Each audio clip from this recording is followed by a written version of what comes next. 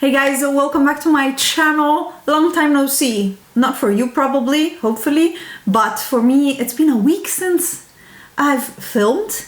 I'm back at work, holidays are over, and that means that I can't film through the week and I film in the weekends only. So yeah, I actually missed filming every day like I was doing during the Christmas holidays. Anyways, we are back for another custom palette, and this time the theme is winter. We've actually gone into full-on winter finally, or finally, I don't know actually, but this morning I woke up with a beautiful layer of frost all over and the sun. I think I haven't seen the sun in months.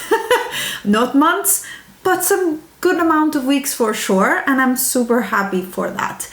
This palette that I'm showing you today was actually inspired more by a darker winter, let's say, and I still wanted to put a little bit of frost here and there. Now, this is not one of my wearable custom palettes. You guys know that I've been very much into neutrals and yeah, I've also been getting back into color, as you can see. This one here is for a grunguary challenge that I'm doing on Instagram, so it's not made with these shadows. But yeah, I don't know. I'm feeling back into the color thing. So this is a colorful, grungier, but still very Alice type of winter palette that I put together. And I did a few looks during January and the end of December with this palette actually, and it was also to get back into using some of my Clionadh Cosmetics eyeshadows, for example, and a few different colors that like the deep blues or the purples that I don't really wear in other times of the year, and yeah, that really call winter for me, the darkness and the sadness sometimes, I guess.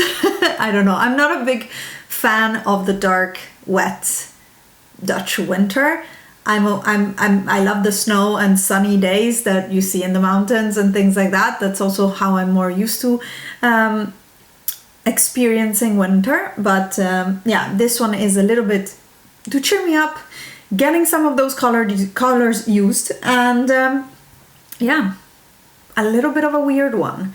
Don't worry if you're more about neutrals. I have another video coming up soon because I realize I am searching for the perfect neutral eyeshadows and I can't find them in my palette, so I'm gonna make my own custom palette with my singles because I'm fed up of having to go through 3 palettes to get a nice neutral eye that is not too warm, that is not too orange, and lately I've been a bit frustrated about it. Anyways, let's get into swatching my winter custom palette.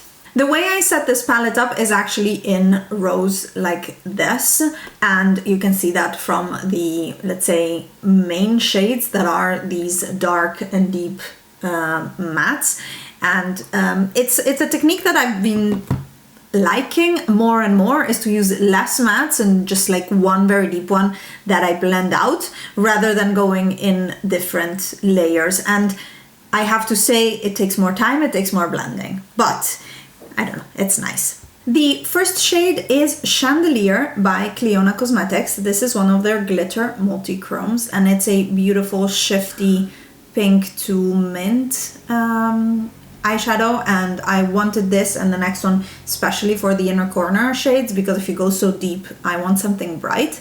The next one is Steryd by Glamshop, and this is also a beautiful inner corner, but you can see that it shifts a little bit more I don't know, nude to gold to then some of the mint as well. It's just a different eyeshadow. You can use this also all over your lid. And then the matte of this row is Inglot 301. I repressed it to a round pan because I prefer it that way, but I've been loving this. Used it a ton for the Christmas looks in red. This is a perfect deep red. It performs really well on the eye. Now, it's not swatching great, but it performs really, really well in this way of working in which I use that one as my only red eyeshadow sometimes, and all over the lid and blend it out, and that actually does amazing with one of these very shimmery glittery shades on top. I really like that, and I don't know, it's been such a nice experience to do it this way. The next trio is greens. Did you have any doubts? And we have Lucid by Lethal Cosmetics, which matches really well my sweater actually right now. And this is a little bit of their newer shimmer formula that is a little bit more textured and more interesting, I find. So really nice shade. Then we have Awakening by Tanuka, which is a multi-chrome that shifts from a more blue tone green to a more like warmer green. Really pretty. And then for the matte on here, it's Squad from Colored Rain from the Vivid Pigments palette. Again, not the best swatcher, but a really, really valid eyeshadow. The idea is also, by the way, that you mix these through the rows, or that I mix these through the rows. So if I go for a red, all of these greens will also fit very nicely, and same with this green with any of these. So that's a little bit the idea for these trios that I put together, or these lines. The palette, I still wanted it to go well with itself and not have only one option for color stories.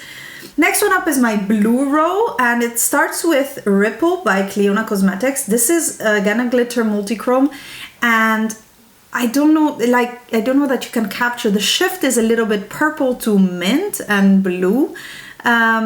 It's more, I think you can see it more on my finger maybe. The purple is, lavender purple is not, or ultraviolet even, is not super evident. So it shows up more as a very interesting blue shifting eyeshadow. Then we have Subduing Gaze, not Glaze, by Tanuka, and this one here is a beautiful shimmery glittery blue eyeshadow. And I have a Tanuka swatch party video that I can tag here for you to take a look if you want to see all of my Tanuka pigments that I pressed. This one also has a purple shift in certain angles, but I want you to see it as you will see it on the eye. I am very, very annoyed at shadows that look so amazing on the fingers or in horizontal swatches, but you want to see it as you'll see it on your eye. So that is Subduing Gaze, and the matte on here is Blue Velvet by Nabla Cosmetics, which is a muted dark blue, and my go-to. It's not the best to actually blend out all the way, this one. This one is more of a concentrated dark eyeshadow in the outer V than one that you can get a really nice blend. I find I have a little bit of trouble getting a really good blend in my crease with this, but a very valid dark blue for deepening any eyeshadow look. And yeah, partially I really wanted to put together this palette to use this Tanuka pigment more because it is so incredibly stunning and not something that I use very often, because a blue smoky eye with this depth of color, yeah, it's not something I wear every day. Let's just put it out there. And the final row of this palette is the purples, and I start with another Clionadh Cosmetics. This is Abrasion, and this one shifts purple to blue quite strongly. I really like this. It's really beautiful, just tapped on top of a matte. It does amazing thing. The next one is Zyg Zak, and this one is one of my favorite eyeshadows I own. And you can see that this one, the primary shift that you see is green, but then it's very much a berry on the other shift, and I love it because you can use it with berries, you can use it with greens. It's really a gorgeous shade, and it has all of the texture and sparkle and shift, and it goes even up down to magenta for a shade. I love it. And the matte I wanted to pair here is Purp Smurf by Colored Rain, also part of their Vivid Pigments. And I wanted a purple that is a little bit out of my comfort zone, but that is still warm enough for me to wear. Like what I'm wearing now in terms of purples, I had to put a red on top because I felt very, very cool toned and looking very, very zombie. But this is then this row. And I really love how these are interchangeable in terms of mattes and shimmers, and that you can combine these. Certainly this is not your everyday neutral eyeshadow palette, as I mentioned at the beginning. I have glitter everywhere. But I think it makes for a very interesting and colorful winter palette, and you can go very, very soft and pretty with all of these frosty eyeshadows. And those are also things that I actually struggle using in other seasons and are definitely something specifically for winter for me. So I am very happy with this combination. I will have looks with this palette on my Instagram if you want to see, as well as the labeled swatches. It's just an interesting color story. One thing I want to say, and I'm actually interested to hear from you, is I'm trying to not necessarily revive my blog in the sense of it being something that I use regularly, but I want to use it as a resource for all my swatches, and also linking to the videos for reviews, but especially photos and swatches. I want them to be on my blog because those are searchable. Instagram is not searchable. You Google something, you will not get on Instagram, and I find it very, very frustrating. When I look for swatches, I look on Google. It's hard to go via Instagram via the hashtags. So let me know if that is something interesting, and if you would also like these custom palettes on there, if it's something that could be interesting to you. Because for me, the most important thing is that my swatch parties are on there, and things like that, like per brand, so that they're searchable, but this could also be something interesting.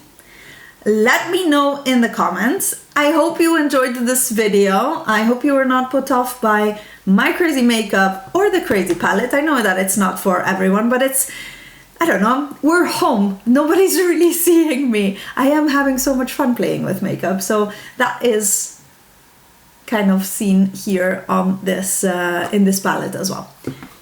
I wish you a very, very good rest of the week and rest of the day, depending on when and where you're looking at this video.